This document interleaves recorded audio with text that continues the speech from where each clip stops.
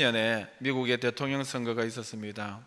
당시 공화당의 부통령이었던 리처드 닉슨과 민주당의 존 F 케너디, 이 두 사람이 대통령 선거에 경합을 해서 닉슨이 낙선하고 케네디가 대통령이 되었습니다.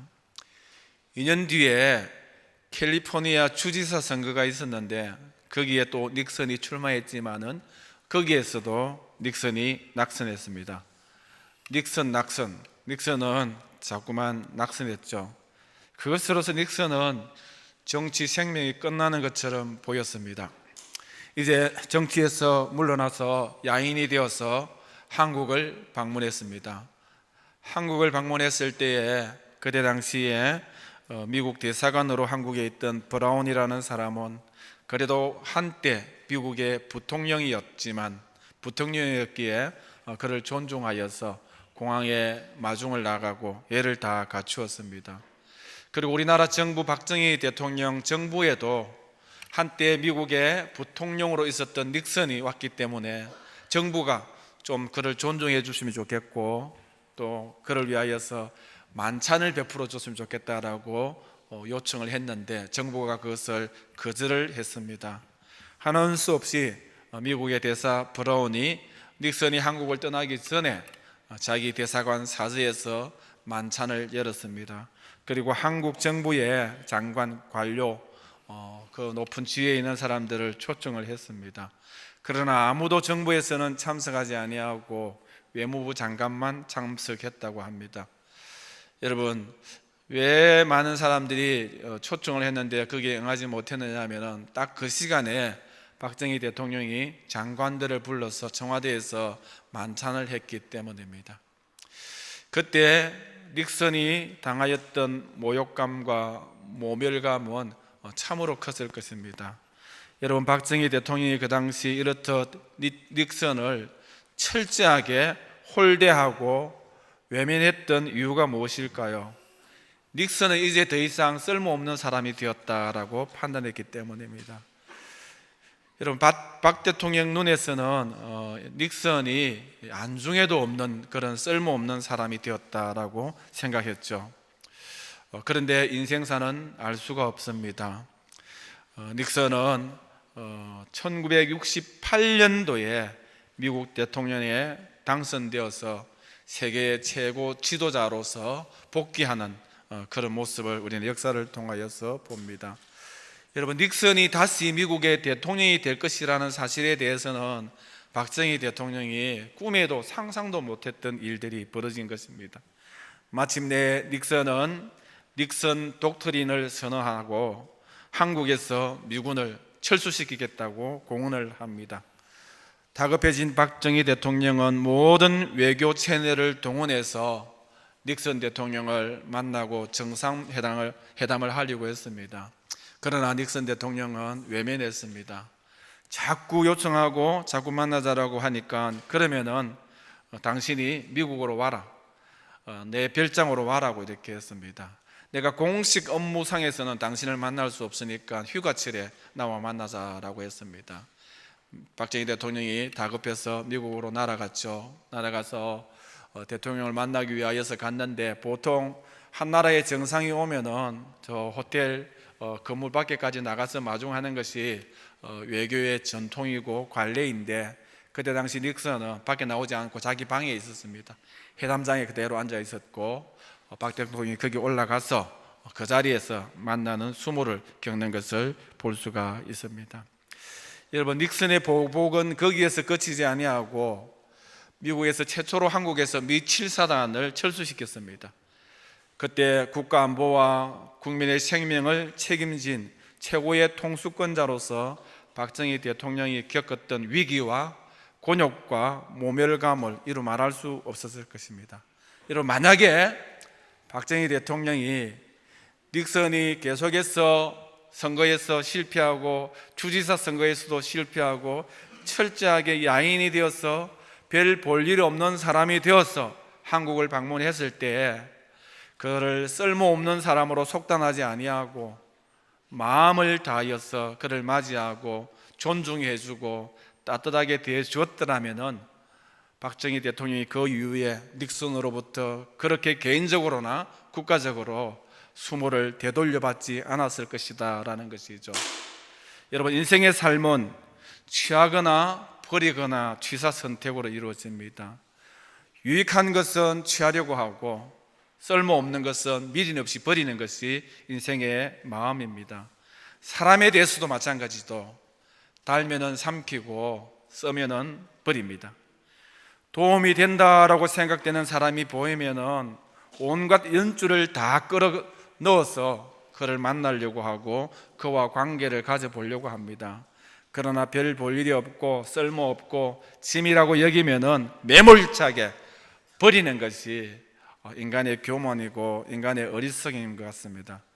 여러분, 그러므로 사람을 조심해서 버리시기를 바랍니다. 아니, 여러분 한번 따라합시다. 사람 함부로 버리지 말자.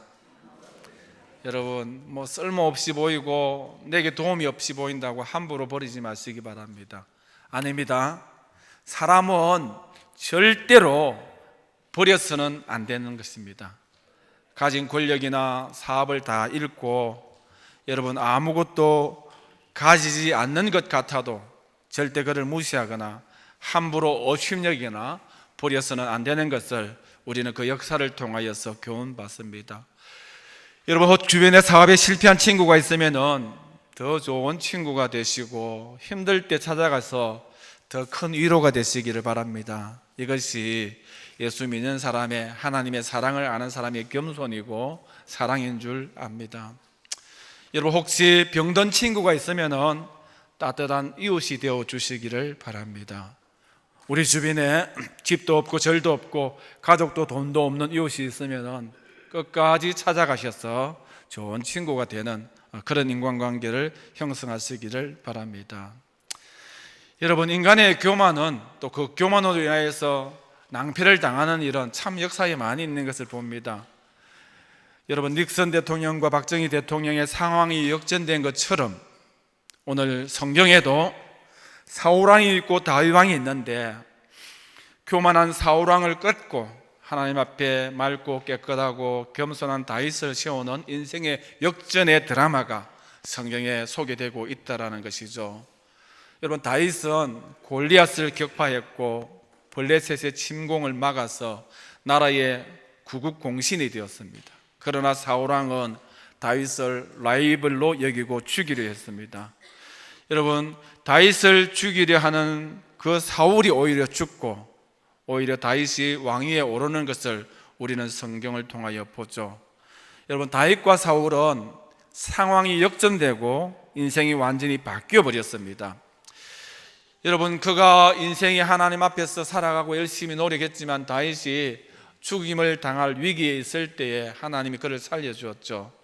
자기 인생을 바꾸어 놓으신 그 하나님을 생각하면서 다윗은 시편 118편 22절에 하나님 앞에 이같이 고백합니다. 오늘 본문에도 나오죠.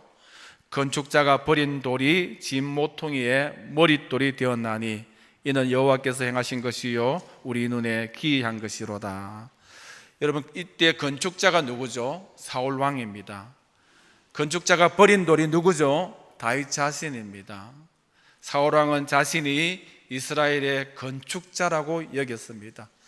이스라엘 왕으로서 왕국을 건설하는 일에 있어서 자기 자신보다 능가한 사람이 없다라고 그는 생각했습니다. 자기 왕국의 건축에 있어서 다윗은 불필요한 사람이고 다윗은 해로운 존재라고 여겼습니다. 그래서 사울왕은 다윗 죽이기 위해서 3,000명의 특공대를 조직해서 샅샅이 다윗을 찾았죠. 왕의 집념이 이 정도 되면 다윗이 죽는 것은 시간 문제입니다. 그러나 왕이 버린 다윗을 하나님이 취하여서 이스라엘 나라의 집모퉁이의 머릿돌로 삼으시고 이스라엘의 주춧돌로 하나님이 삼아 주셨습니다. 교만한 다윗을 하나님께서 폐위시키시고 사울을 하나님께서 버리시고 다윗의 올가둔 믿음과 흔들림이 없는 중심과 수정처럼 순결한 그 영혼을 하나님께서 사랑하시고 그 다윗의 깨끗함 위에 이스라엘 나라를 세우시고 다윗을 나라의 집의 모퉁이의 중심, 주축들로 삼는 것을 볼 수가 있습니다. 사울왕이 수단 방법 가리지 않고 다윗을 죽이려는 상황 속에서 오직 하나님께서 하셨기에 이 역전의 드라마가 가능했다라는 것이죠. 하나님이 나의 인생을 바꾸어 놓으셨구나 하는 것을 너무 잘 알고 있는 다윗이 고백합니다. 건축자가 버린 돌이 집 모퉁이의 머릿돌이 되었나니 이는 여호와께서 행하신 것이요 우리 눈에 보기에 기이하다. 하나님이 정말 놀라운 일로, 기이한 일로, 엄청난 일로 이 일을 하셨구나 하고 하나님의 하신 일에 대해서 찬양하는 것을 볼 수 있죠. 그리고 3000년이 지난 오늘날도 이스라엘의 국기는 다윗의 별이 그려져 있습니다. 하나님께서 다윗을 이스라엘의 견고한 주춧돌로 오늘까지 삼고 계시는 것을 볼 수 있습니다. 사랑하는 성도 여러분, 다윗처럼 인생의 공고한 날을 보내고 있습니까? 사울왕 같은 사람이 나를 괴롭히고 사회가 나를 외면하고 심신이 아프고 고달프고 자꾸만 운명이 비껴나가는 것 같고, 여러분, 그러나 다윗에게서 하나님께서 하셨던 것처럼 하나님이 돌려놓으시면은 인생의 역전이 금방인 줄 믿습니다. 나를 향한 하나님의 조건 없는 무궁한 사랑으로 내 인생에 지난번에 우리가 묵상한 것처럼 새로운 날을 허락하시는 좋으신 하나님이신 줄 믿습니다. 그때 우리는 다윗이 고백한 것처럼 하나님께서 행하신 이 일에 우리 눈에 기이하도다. 하나님의 사랑과 하나님의 역사하심에 감사하고 감격하고 찬양할 수밖에 없다라는 것이죠. 여러분, 다윗처럼 오늘 힘든다고 하여서 절망하지 마시고 소망 중에 힘을 내시고 용기를 내는 그런 저와 여러분, 우리 성도님들이 다 되시기를 축원드립니다. 함 따라 할까요? 하나님이 하시면 하루면 충분하다. 오늘 주보 요람 칼럼에도 나와 있는데 토미 텐이라는 사람이 그런 글을 썼죠. 여러분, 인생이 죽을 것 같은데, 비참할 것 같은데, 그렇게 억울하게 끝날 것 같은데 하나님이 하시니 하루면 충분했습니다. 여러분, 사울의 자리에 다윗을 올려놓는 역전은 하룻밤에 하나님께서 하시기에 충분하다는 것이죠. 이스라엘 백성들이 1948년 5월 14일에 이스라엘 독립선언을 했습니다. 2900년 만에 자기 나라를 가질 수 있었던 것이죠. 하나님께서 이 놀라운 역사를 하룻밤에 이루었습니다.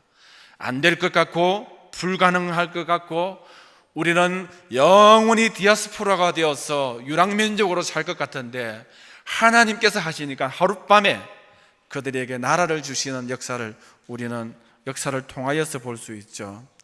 밤새 고기잡이에 실패했던 베드로가 낙심했는데 예수님께서 그 배에 오니까 여러분 하룻밤에 상황이 바뀌어졌습니다.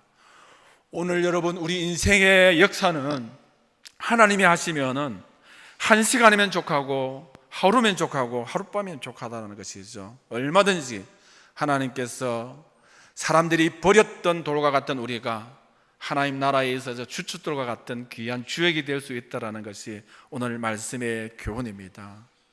닉슨과 박정희 대통령의 상황이 바뀐 것처럼 사울 왕과 다윗 왕의 상황이 바뀌었던 것처럼 하나님의 역사의 드라마는 계속해서 성경에 나타나는데 예수님과 유대 지도자들을 한번 보십시오. 다윗이 버린 돌과 머릿돌에 대한 고백을 시편에서 했는데 그 고백을 읽고 난 다음에 1000년이 지나고 난 다음에 예수님이 이 땅에 오셨습니다. 그러나 유대 지도자들은 예수님을 배척하고 죽이려 했습니다. 그때 예수님께서 다윗의 시를 인용하였죠. 너희가 성경에 건축자들이 버린 돌이 모퉁이의 머릿돌이 되었나니 이것은 주로 말미암아 된 것이요 우리 눈에 놀랍도다 함을 읽어보지 못하였느냐. 이때의 건축자들이 뭐죠? 유대 지도자들입니다. 대제사장들입니다. 버린 돌이 누구죠? 예수님 자신입니다.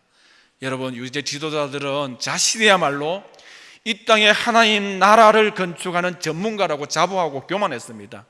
그들의 안목에서 볼 때에 예수님은 빈민 출신의 나사렛 시골 가난한 청년에 불과했고 자신을 하나님의 아들이라고 이야기하는 자칭하는 참남한 사람으로 여겼고 하나님 나라 건축에 있어서 건축자가 아니라 방해꾼, 해방자로 여겼습니다. 그래서 예수님은 십자가에 못 박여서 죽여서 버렸습니다. 버린 돌이 되었죠. 그러나 하나님께서 그들이 버린 돌 예수님을 하나의 나라의 주춧돌로, 머릿돌로 삼으시고 그 주춧돌 위에 하나님 나라를 건설하고 영원한 나라를 건설하여서 생명의 나라를 건설하여서 오고 오는 세대들과 나라들과 교회들을 예수 그리스도의 주춧돌 위에 견고하게 무너지지 않게 영구히 세워나가시는 것, 이것이 하나님의 역사입니다. 오늘 베드로와 유대 지도자들 보십시오. 똑같은 이야기입니다. 성전 미문 앞에서 구걸하는 날 때부터 안전병이 거린을 살렸죠. 기적을 일으켰죠. 이 베드로와 요한은 솔로몬 행각에 모여있는 사람들에게 이 놀라운 일에 대해서 자초지종을 설교합니다. 복음을 전하고 부활의 예수님에 대해서 설교하죠. 그때 그 설교 현장에 느닷없이 유대 지도자 무리들이 단체가 덮쳐서 베드로와 요한을 잡아오게 가둡니다. 그리고 대제사장 가문이 장악하고 있는 유대 최고의 결의기구인 사내들이 공회를 그 다음날 열죠. 사내들인 공회 앞에 이 두 사도를 세웁니다. 그리고 그들은 두 사도를 공회 앞에 세워놓고 따져 묻습니다. 도대체 너희들이 무슨 권세로 누구의 이름으로 안전병기를 일으켰고 예수님의 부활을 가르치느냐 따졌습니다. 그때 베드로는 성령에 충만하여서 오늘 본문에 말씀하죠. 너희와 모든 이스라엘 백성은 알라. 너희가 십자가에 못 박고 하나님이 죽은 자 가운데서 살리신 나사렛 예수 그리스도의 이름으로 이 사람이 건강하게 되어 너희 앞에 섰다라고 말합니다. 웬만한 사람 같으면 당시 어마무시한 권력인 그 공회 앞에 서면은 그 분위기에, 그 권위에 압도되고 주눅되는데 오늘 베드로는 주저하지 아니하고 그 모든 일에 대해서 당당하게 밝힙니다. 그리고 다음과 같이 답변으로 끝맺죠. 시편에서 다윗이 말하였고 예수님이 인용했던 그 말을 오늘 본문에 베드로가 다시 인용합니다. 이 예수는 너희 건축자들이 버린 돌로서 집 모퉁이의 머릿돌이 되었느니라. 다른 이로서는 구원을 받을 수 없나니 천하 사람 중에 구원을 받을 만한 다른 이름을 우리에게 주신 일이 없다. 지금 베드로 앞에 앉아있는 유대 지도자들은 누굽니까? 하나님 나라 건설의 전문가라고 자처하고 있고 예수님을 버렸던 장본인입니다. 그러나 하나님 나라의 구원에 있어서 하나님께서 그를 버렸던 예수 그리스도 외에 주춧돌로, 머릿돌로 주신 적이 없다라고 베드로는 오늘 분명하게 예수님의 말씀을 인용하여서 밝히고 있습니다. 여러분, 예수 그리스도 안에 있는 진리, 예수님 안에 있는 생명, 예수님의 사랑, 예수님의 구원의 길 아니고는 이 세상에 그 무엇도 그 누구도 인간의 참된 머릿돌이 될 수 없다라는 사실을 오늘 베드로가 역설하고 있습니다. 여러분, 닉슨이 1950년에 미국 부통령 역임할 때에 당시에 한국 대통령보다는 훨씬 세계 정세에 더 많은 정보를 가지고 있었음에도 불구하고 왜 박정희 대통령은 닉슨을 그토록 외면하고 홀대했을까요? 한국 정치와 안보에 있어서는 자기보다 더 나은 건축자가 없다라고 교만하고 자부했기 때문입니다.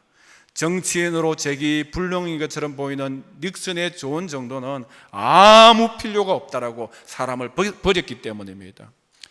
왜 사울왕이 자기 사위인 동시에 충복이었던 다윗을 버리고 죽였을까요?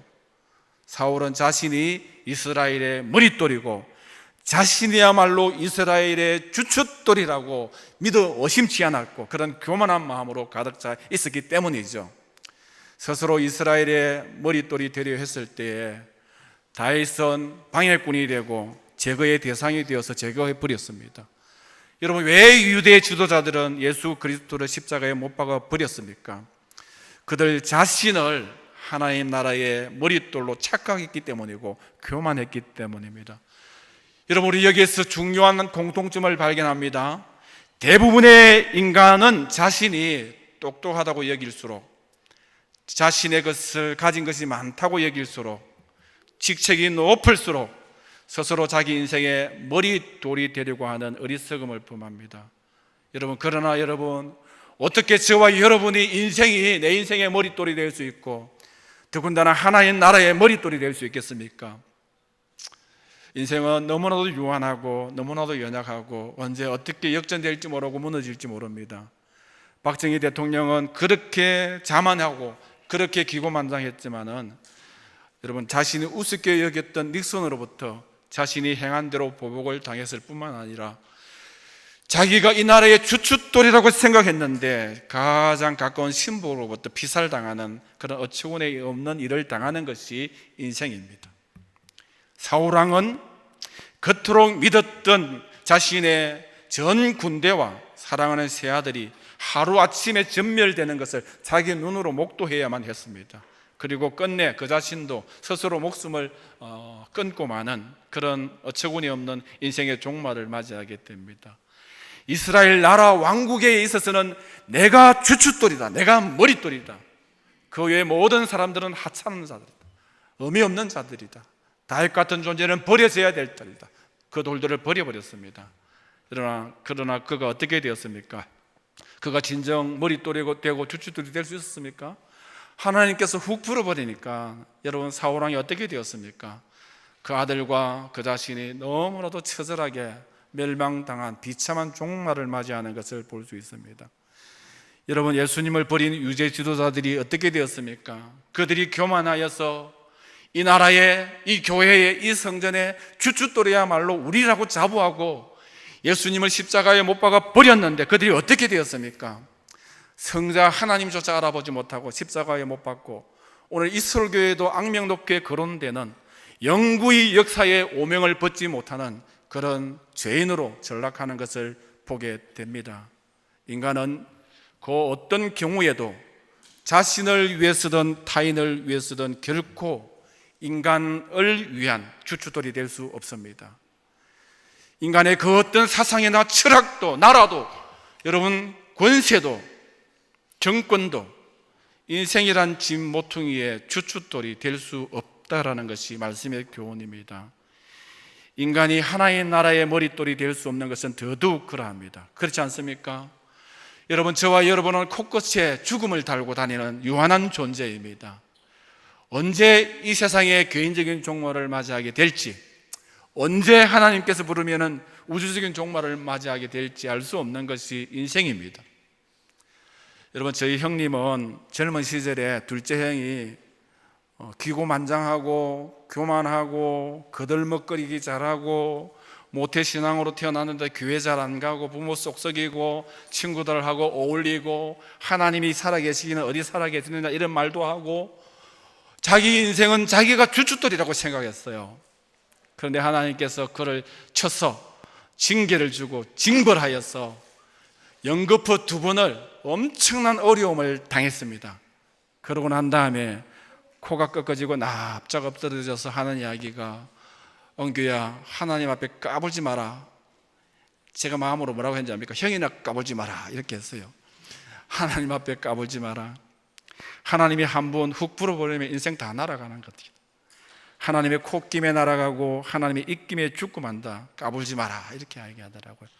그때 저희 형이 욥기의 말씀에서 은혜를 많이 받은 것 같습니다. 내가 보건대 악을 밭갈고 독을 뿌리는 자는 그대로 거르나니 다 하나님의 입기운에 멸망하고 그의 콧기운에 사라지느니라. 여러분, 우리 인생은 아무리 화려하고 아무리 유수한 권세를 가졌다 하더라도 여러분, 하나님을 외면하고 교만하여서 내가 내 인생의 주춧돌이 되려 하면은 하나님께서 콧김에, 하나님의 입김에 하루아침에 여러분 사울왕처럼 유대 지도자처럼 멸망하고 날아갈 수밖에 없는 것이 인생인 줄 압니다. 그러므로 저와 여러분, 하나님 앞에서 까불지 마시기를 바랍니다. 하나님 앞에서 겸손하시기를 바랍니다. 하나님 앞에서 오직 부활한 영원한 생명 되신 예수 그리스도만이 저와 여러분의 인생의 주춧돌로 삼으시기를 바랍니다. 그럴 때에 그 집이 견고할 수 있고 그럴 때에 그 집이 무너지지 않는다라는 것이죠. 머릿돌이 될 수 없는 사람이 머릿돌이 되려고 하면은 주변에 있는 신실한 사람을 버리게 되고 다치게 되고 종국에는 자신도 파멸할 수밖에 없습니다. 오직 죽음을 깨뜨리고 부활하신 예수 그리스도만이 인간과 하나님 나라의 진정한 주춧돌이 될 수가 있습니다. 자기 스스로 자기의 머릿돌이 되려 했던 개인이나 기업이나 단체가 한순간에 몰락하는 기사들을 우리는 오늘도 봅니다. 대한항공 한진가의 집에 가서 여러분 책꽂이를 싹 열어보니까 스르르르 열리고 책꽂이 뒤에 비밀 금고가 있더라는 거예요. 탈세하고 여러분 부정축제하고 하여튼 어떤 방법으로 모아서 가득 창고에 남모르는 벽 전체를 돈으로 금으로 가득 채웠습니다. 그것이 영원한 나와 우리 후손의 머릿돌이 되고 주춧돌이 될 줄 알았는데 하나님께서 콧김에 입김에 후보를 보면 여러분 그 남는 거 어디 있죠? 세상 가운데 망신을 당하게 되고 어려움을 당하게 되고 부끄러움을 면치 못하게 되는 것이 인생입니다. 오직 예수 그리스도만이 우리의 영원한 머릿돌이 될 수 있음을 인간의 역사와 교회의 역사가 너무나도 잘 보여주고 있습니다. 물구품처럼 허망하게 사라질 우리 욕심을 위하여서 우리는 너무 자주 예수님을 버립니다. 말씀을 버립니다. 그리고 우리 스스로가 그 자리에 앉아서 머릿돌이 되려고 합니다. 나를 버리고 나의 욕심을 버리고 나의 고집을 버릴 때에 비로소 주님이 우리 인생에, 우리 집에, 우리 교회에 머릿돌이 될 수 있는 줄 믿습니다. 나의 욕심을 위하여서 질주하는 것을 멈추어 쉬어야 되죠. 나를 내려놓아야 됩니다. 나의 고집과 나의 욕심을, 인생의 욕심을 접어야 됩니다.